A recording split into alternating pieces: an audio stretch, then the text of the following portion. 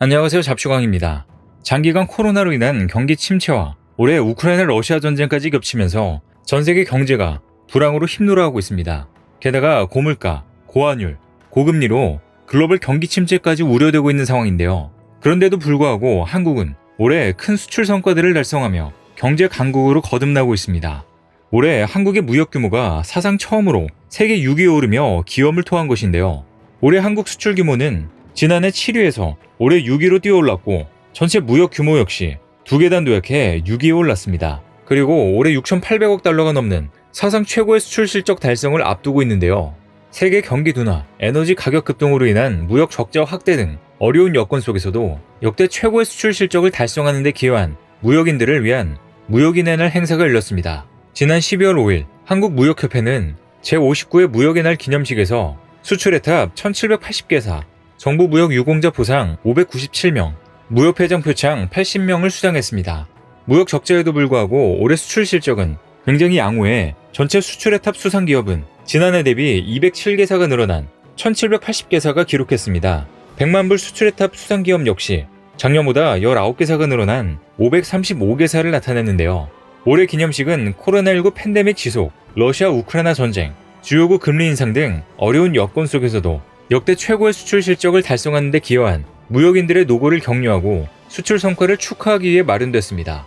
기념식은 창공으로 도약하는 공군 특수비행팀 블랙 이글스의 모습과 함께 이들이 에어쇼를 진행했던 영국, 체코, 폴란드, 그리스, 이집트, 사우디, 오만, 인도, 태국, 베트남, 필리핀, 대만 등 12개국 영상을 통해 우리나라 수출 성과를 소개하면서 막을 올렸습니다.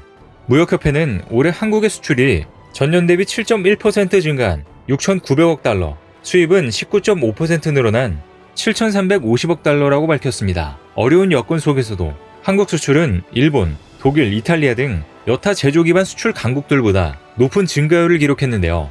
특히 반도체, 자동차, 석유 제품 등 세계 품목은 최고 실적을 달성하며 우리 주력 산업의 수출 경쟁력을 다시 한번 확인케 했습니다. 특히 올해 1월에서 10월까지 가장 수출 규모가 큰 품목은 반도체인데요. 10월까지 누적 수출액은 1,117억 달러로 지난해 전체 1,280억 달러에 육박합니다. 11월, 12월까지 합하면 지난해 수출을 가뿐히 넘을 것으로 예상되는데요.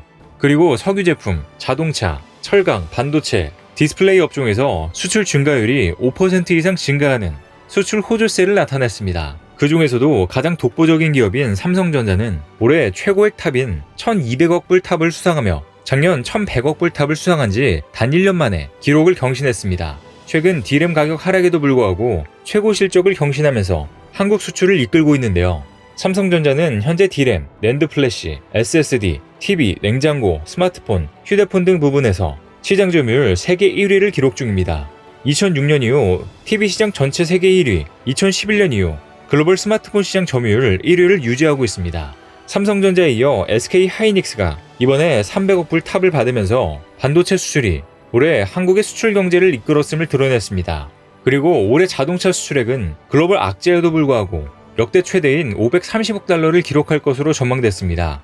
현대차그룹은 1월에서 10월 기준 글로벌 판매량 3위를 기록했는데요. 글로벌 판매에서 현대차그룹은 올해 누적 기준 약 525만 대를 판매해 8.1%의 점유율로 1위 도요타그룹, 2위 폭스바겐그룹에 이은 3위를 기록했습니다. 올해 국내 자동차 산업은 연초부터 발생한 러시아 우크라이나 전쟁, 중국의 코로나19 봉쇄로 인한 공급망 차질, 반도체 수급 부족 등 연이은 글로벌 악재로 생산 차질이 빈번했는데요. 그러나 하반기에는 반도체 공급 개선으로 생산이 증가함에 따라 내수 및 수출이 동반 회복세를 보였습니다. 다만 내년에는 차량용 반도체 수급의 회복과 더불어 누적 수요가 이연되며 소폭 성장이 기대되지만 팬데믹 이후 각국 통화 정책이 긴축 전환으로 글로벌 경기 침체가 예상돼 신규 수요를 일부 제한할 것으로 전망되고 있습니다. 또 석유 제품 수출은 고유가의 영향으로 7개월 연속 50억 불을 기록하는 등 호황이 지속되며 역대 최고 실적 경신 및 2위 품목으로 도약했습니다. 구자열 무역협회 회장은 무역의 날 개회사에서 올해 우리 무역은 어려운 상황에서도 크게 선전했다며 우리나라는 세계 10대 교육국 중 수출 증가율 5위를 기록하며 수출은 2년 연속 6천억 달러를 넘어 사상 최고치를 기록하고 세계 수출 순위도 작년 7위에서 6위로 올라설 전망이라고 밝혔습니다. 이어 수입도 세계 9위에서 8위로 함께 증가하면서 우리의 전체 교육 규모는 작년 세계 8위에서 2계단 도약해 사상 최초 6위를 달성할 것이라며 우리 경제 규모가 세계 10위권임을 감안할 때 세계 6위의 무역 규모 달성은 무역 강국의 한국의 위상을 다시 한번 확인한 쾌거라고 언급했습니다.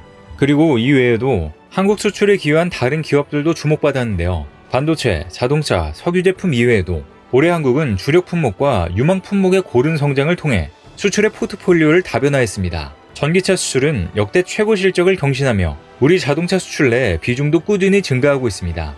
2차 전지 수출은 선진시장 친환경 정책 확산에 따른 전기차 수요 증대로 두 자릿수 증가를 보이며 최고 실적을 계속 경신하고 있습니다. 또 시스템 반도체 수출은 22년 들어 높은 증가세율을 유지하며 디램 가격 하락 속에서도 반도체 수출이 증가세를 유지하는 데 핵심적인 역할을 했습니다.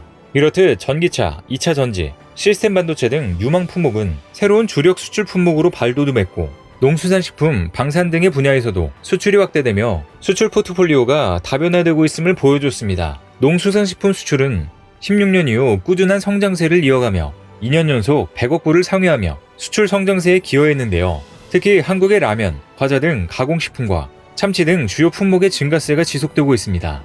게다가 방산 수출 수주액도 우수한 기술력을 갖춘 K2전차, K9 자주포 등 화력, 무기류를 중심으로 역대 최대인 170억 불을 달성하며 한국의 미래 먹거리로 발돋움하고 있습니다. 뿐만 아니라 아세안, 미국, 유럽, 인도 등 4대 지역은 올해 최고 수출 실적을 달성하며 대중 수출 의존도를 완화하며 수출의 다변화까지 이루고 있습니다. 그리고 특히 2차 전지, 방산 등과 관련된 중소, 중견기업들까지 성장세를 보이며 우리 수출 저변 확대에 기여했습니다. 이날 정부 차원에서도 한국 경제를 이끌고 있는 무역인의 노고를 격려하며 다음과 같이 밝혔는데요. 이집트, 폴란드, 사우디 등에서 우리의 가능성과 잠재력을 확인한 원전, 방산, 인프라 건설, K 콘텐츠 등을 우리의 새로운 수출 주력 산업으로서 적극 육성해야 한다며 중동, 중남미, 아프리카와 같이 성장 잠재력이 높은 신흥시장 지역과는 신규 FTA를 추진해서 우리의 FTA 네트워크를 더욱 확장해 나가겠다고 강조했습니다. 그리고 2026년 수출 5대 강국으로 도약하기 위한 지원책도 내놨습니다. 수출 전략회의와 함께 원스톱 수출 수주 지원단을 통해 우리 기업의 수출 수주와 관련된 어려움을 신속히 해결해 나갈 것이라며 무역금융, 마케팅, 물류 등 수출 활동에 대한 지원을 대폭 확대해 우리 기업들이 세계 시장에 적극 진출할 수 있도록 돕겠다고 강조했습니다. 그래서 같은 날 산업통상자원부는 글로벌 공급망 재편과 자국 우선주의 심화, 자원 패권화 등 팬데믹 이후 급변하는 세계 산업 패러다임 변화에 적극 대응하기 위해 정부와 민간 전문가가 힘을 합쳐 산업 대전환을 위한 국가 전략을 수립하기로 결정했는데요. 전직 장관과 대기업 CEO, 현직 대학 총장 등이 대거 참여하는 초대형 프로젝트가 시작된 것입니다. 5일 정부 재계 등에 따르면 산업통상자원부는 내년 초 산업 대전환 포럼을 발족하기 위해 최근 민관 전문가 80명이 참여하는 태스크포스를 꾸렸습니다. TF는 총 6개 분과로 나뉘게 되는데요. 분과별 분과장을 보면 기업 성장 분과장은 박재환 전 기획재정부 장관, 투자 분과장은 최준경 전 지식경제부 장관, 생산성 분과장은 김현석 전 삼성전자 사장, 신비즈니스 분과장은 박일평 LG 사이언스파크 대표, 인력 분과장은 김우승 한양대 총장, 글로벌 비즈니스 분과장은 이성용 ADL 대표로 구성되었습니다. 산업부는 조만간 TF 구성을 알리는 행사를 열고 내년 초에 산업 대전환 포럼을 정식 발족할 계획입니다. 이 포럼에서 수립한 정책은 내년 5월쯤에 공개할 것으로 알려졌습니다. TF는 현재 산업 대전환에 필요한 아이디어를 분과별로 자유롭게 내고 이를 취합해 다듬는 작업을 진행 중입니다. 첨단 기술과 유망 스타트업 등에 집중 투자하기 위해 정부와 민간이 공동 출자해 국가전략투자공사를 설립하는 방안과 지방대학 캠퍼스를 활용해 국가 첨단 산업단지를 조성하는 방안 등이 아이디어로 제출됐는데요. 아직까지 나온 아이디어는 말 그대로 민간 차원에서 자유롭게 낸 것으로 모든 안건이 실현되긴 어렵겠지만 앞으로 한국의 미래 생존을 위한 중장기 산업 전략으로 잘 발전시켜 한국의 수출 성과와 전반적인 한국 경제에 도움이 되는 중요한 국가 전략이 수립되길 기대해 보겠습니다. 오늘 준비한 소식은 여기까지입니다. 댓글을 통한 여러분들의 많은 의견 기다리겠습니다. 시청해주셔서 감사합니다.